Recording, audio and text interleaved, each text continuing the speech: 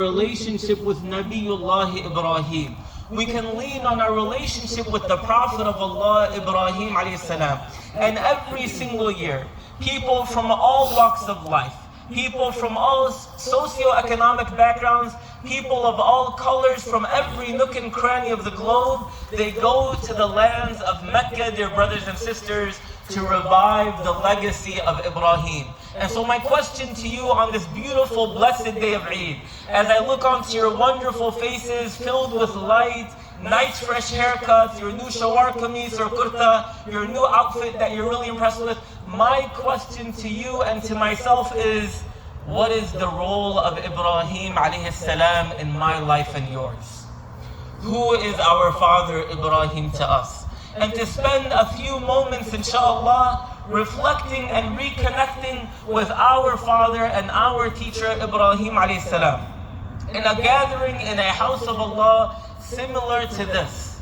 A companion of the Prophet Muhammad sallallahu alayhi wasallam, he came to the Prophet alayhi wasallam and he says, Ya khayr al-bariyah. He says, O best of Allah's creation. He calls him, he refers to him as the best of Allah's creation. And we know without a shadow of a doubt that the Prophet ﷺ is the best of Allah's creation. Before this companion could even continue to the next sentence, the Prophet ﷺ, he said, stop right there. The best of Allah's creation is Ibrahim alayhi salam. And this is, the scholars, they say this is from the humility of the Prophet ﷺ. This is from the tawadu', the humbleness of the Prophet ﷺ, when in reality, he sallallahu alayhi wasallam is the best of all of Allah subhanahu wa ta'ala's creation. But the role model of the best of Allah's creation remained Khalilullah, this closest of creation to Allah, Ibrahim alayhi salam. So we'll spend some time just reflecting on some moments from his legacy. And the first moment that comes to my mind, dear brothers and sisters, is Ibrahim alayhi salam questioning the worship of idols. Brothers and sisters, in the year 2022, it's hard to be a free thinker. It's hard to think freely anchored in your faith.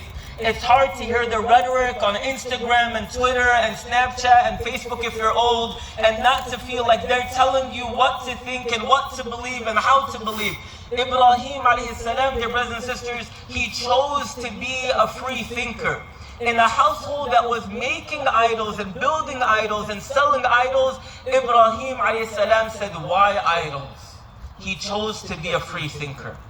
My father and your father Ibrahim alayhi salam chose to think freely regardless of the rhetoric that was around him. As an ummah, as a community, in the wonderful center of MEC, I ask us, who amongst us are free thinkers anchored in faith? That when society tells us what things need to look like, what kind of jobs we need to have, the type of house we need to have, the type of cars we should be driving, the type of degrees, MD, DOs, and law degrees that we need to have, are we anchored in being free thinking servants of Allah subhanahu wa ta'ala?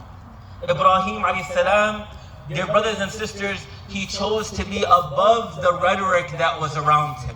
So when you enter your college campuses, and you enter your corporate America jobs, and you enter your clinics, and even sometimes when we enter our homes, dear brothers and sisters, be a free-thinking, anchored servant of Allah subhanahu wa ta'ala. Ibrahim alayhi salam was free-thinking enough to question, who is it that ought to be worshipped? Who is it that ought to have my devotion? And he declared, La ilaha illallah. لا معبود بحق إلا الله. No one is worthy of my devotion.